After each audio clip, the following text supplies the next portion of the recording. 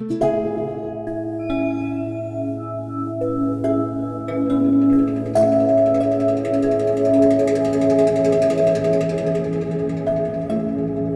gusto estar acá. A ver, esto hasta así.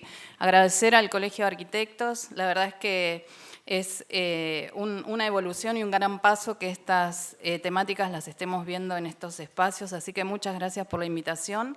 Voy a compartirles algo de experiencia, algo de deseo también en este camino.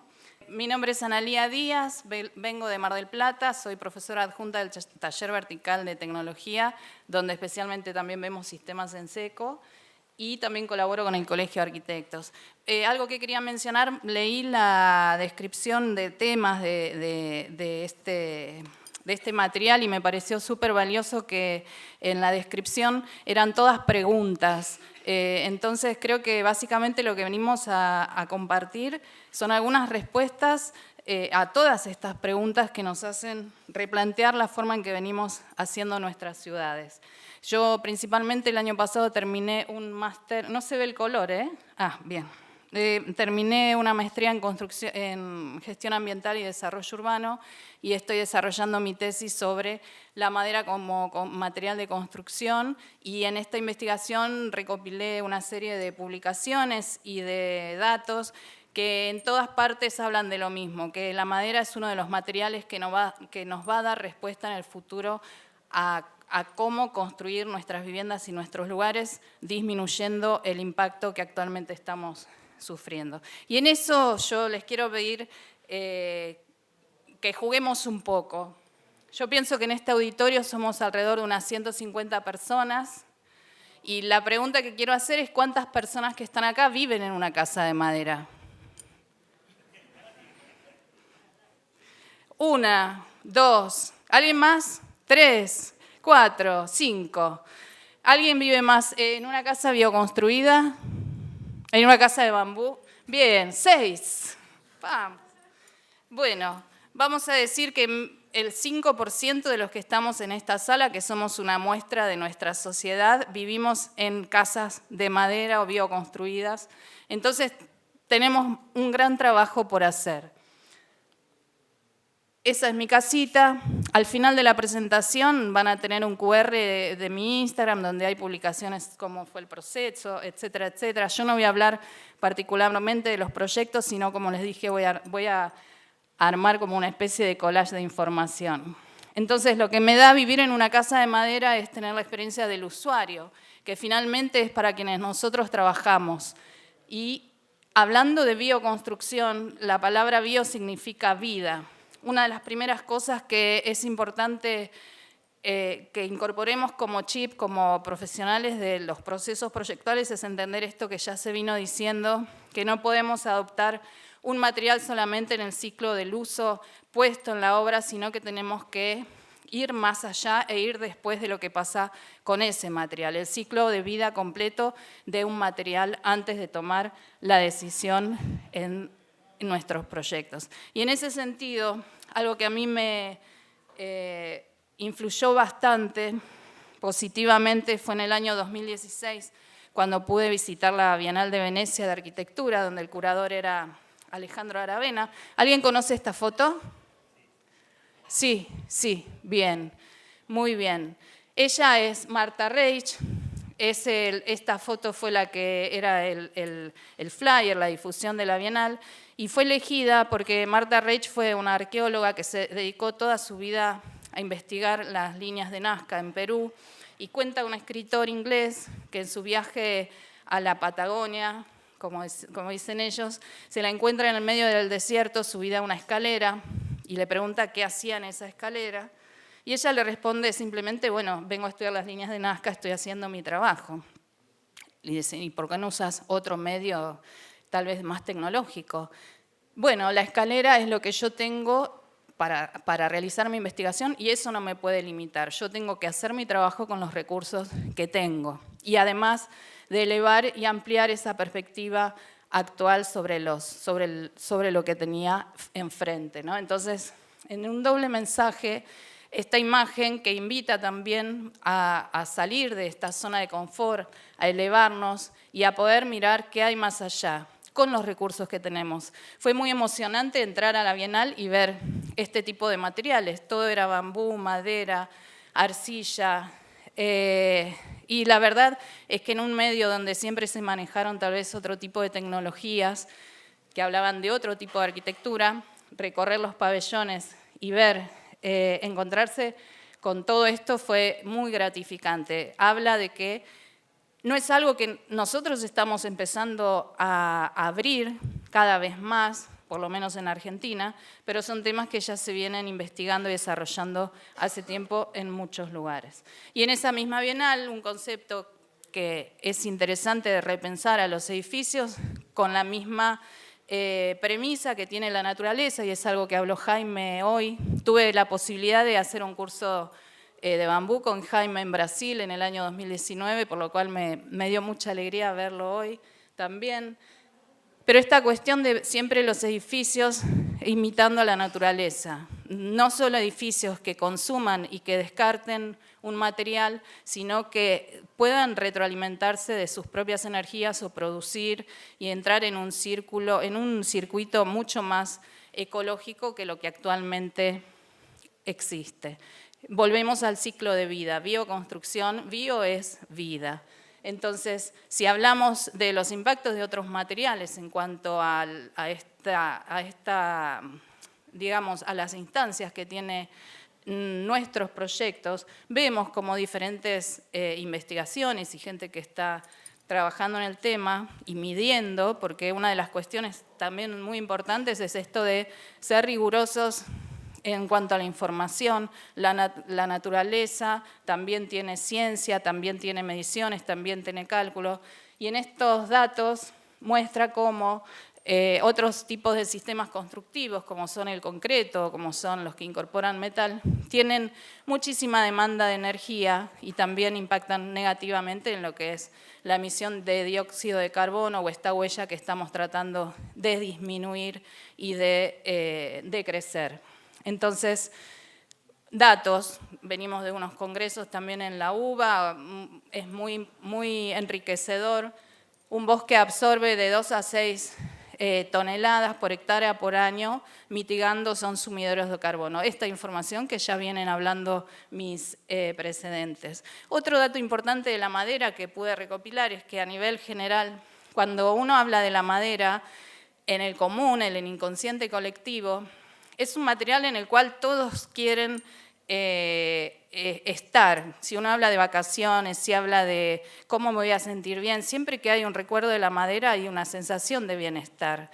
Entonces, a pesar de que tiene un montón de beneficios, todavía hay algunas barreras que tenemos que sortear para que seamos cada vez más los que levantamos las manos. Y en este caso, les propongo, si aún no lo vieron, buscar esta charla TED muy interesante de un arquitecto que construye en diferentes materiales, pero cada vez más ha probado probar con madera, y él cuenta que le llama la atención de ver a las personas que cuando visitan sus edificios de madera, los ven cómo abrazan a las columnas, ¿no? Yo no me imagino a las personas, o nadie se imagina abrazando una columna de hormigón. Si la vieron alguna vez me dicen, o una columna de metal. Pero sin embargo, los materiales naturales, la madera de la tierra, siempre uno se acerca, los abraza, los acaricia, y recién acá yo veía las muestras de bambú.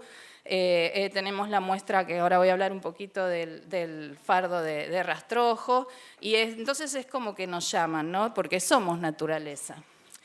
En ese sentido, bueno, estas son algunas fotos de las obras, de cómo es interesante ver que cuando las personas también empiezan a habitar esos espacios, el sentimiento de calidez, de cobijo, de bienestar, sigue continuando. Cuando nosotros proyectamos deseando todo esto, una vez que los habitantes se adueñan de su lugar, empieza a suceder. Para mí es la parte más linda de los proyectos, cuando los clientes y los usuarios me empiezan a mandar las fotos de cuando ya están viviendo.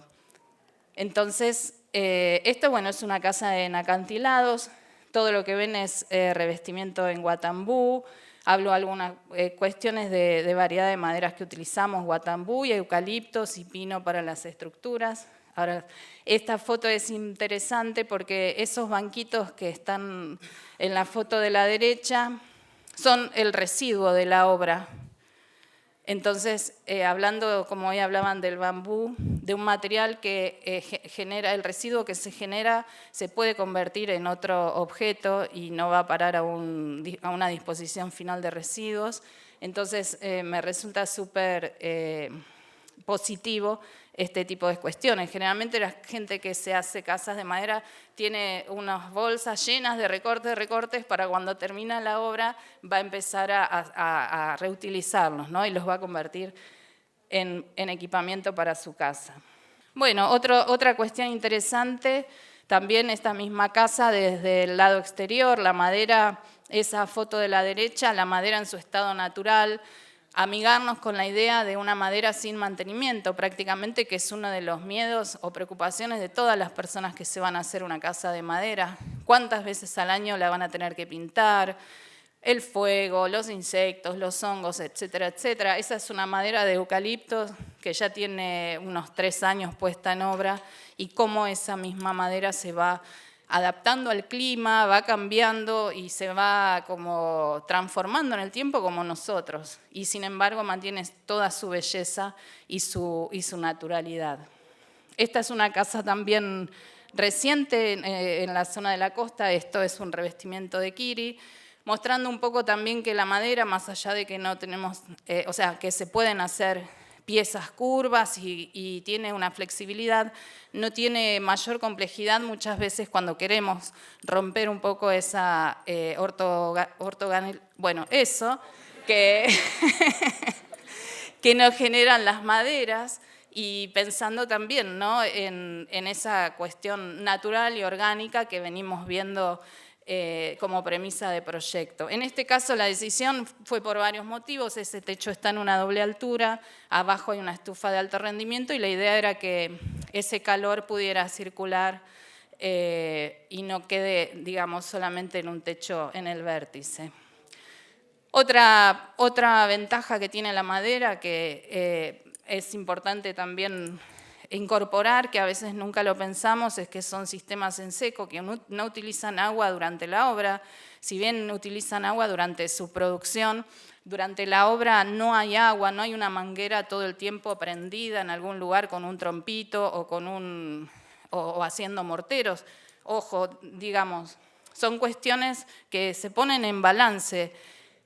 En un lugar como Mar del Plata, donde el agua es potable, pensar que todas las obras se hacen con agua potable nos tiene que, por lo menos, encender una luz para ver qué alternativas tenemos frente a eso. Entonces, son sistemas que disminuyen notablemente el consumo de agua potable y, por supuesto, como veíamos antes, la cuestión de los residuos desde un diseño racional ayuda a todo esto que estamos hablando y el motivo de este congreso.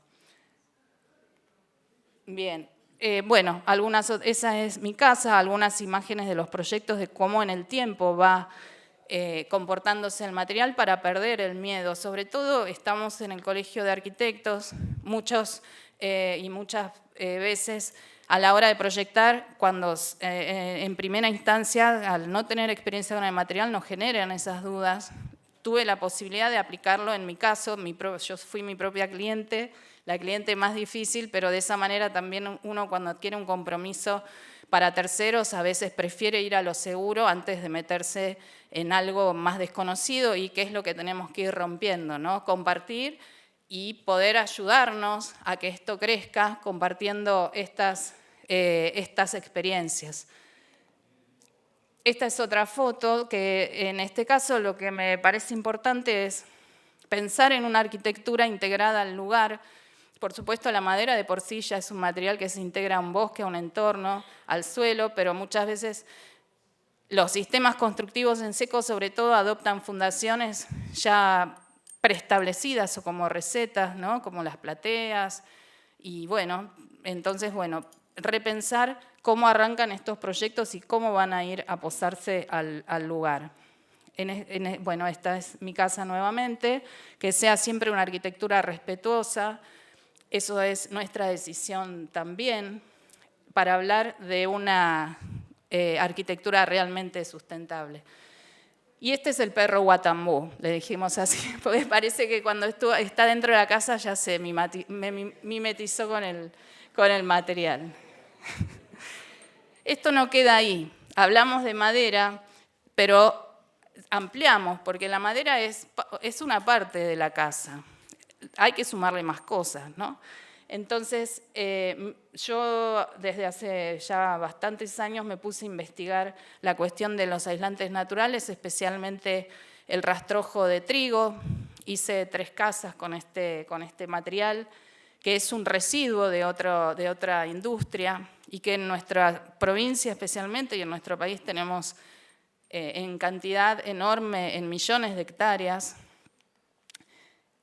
Una de las paredes de mi casa, la pared sur, es esa y está hecha en fardos, combinada con otros materiales como es la tierra, ¿verdad? Si bien esta no es una charla específica sobre el sistema constructivo en fardos, para mí es importante asociar a la madera con la envolvente, incorporando otro tipo de aislantes.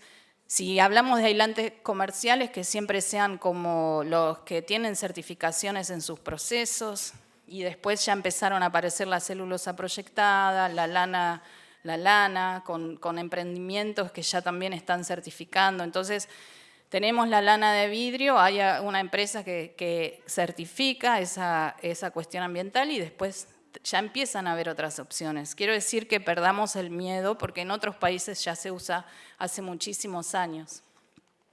Para hacer, digamos, cuando yo me acerqué al rastrojo, viajé a conocer otros proyectos en Italia, en Francia, en España, hablé con las personas para poder seguir este camino y de alguna manera siempre en esto buscamos los antecedentes, buscamos que alguien nos diga, dale, animate, se puede, va a estar todo bien, ¿sí? Entonces, bueno, acá algo asociado que es la construcción de esas especies de jaulas que tienen estas costillas, las que arman los espacios para los fardos. Acá, si ustedes ven, está la gente de Caldero que trajo una muestra, también la pueden ir a tocar, creo que está ahí a la vuelta. De manera que es un sistema que, aunque sea todos materiales naturales, se pueden incorporar premisas de prefabricación e industrialización, haciendo la producción mucho más ágil.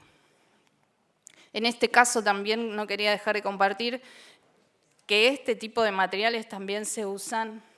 Este es un proyecto de un colega que está en España, pero que utilizando esta misma tecnología certificó el Passive House, que es un estándar muy alto alemán en cuanto a desempeño de las envolventes, utilizando fardos de trigo y madera.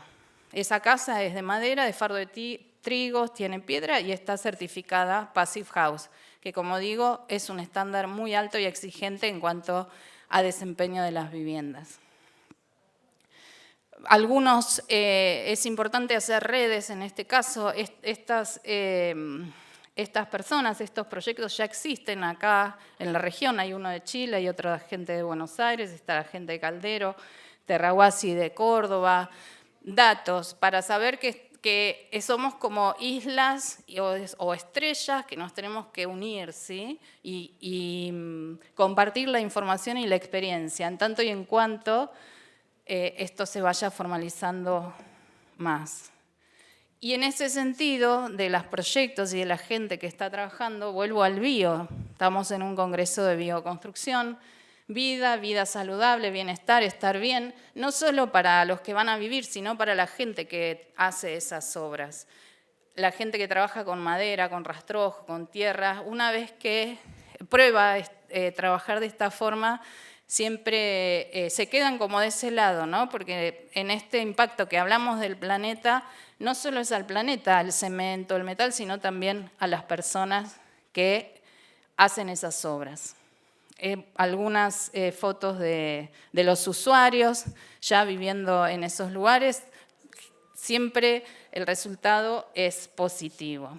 Y acá una pregunta sumada a las preguntas que ya son parte de este congreso. Y se las hago a ustedes. Piensan si todas las casas que son bioconstruidas o si todas las casas que son de madera son sustentables realmente.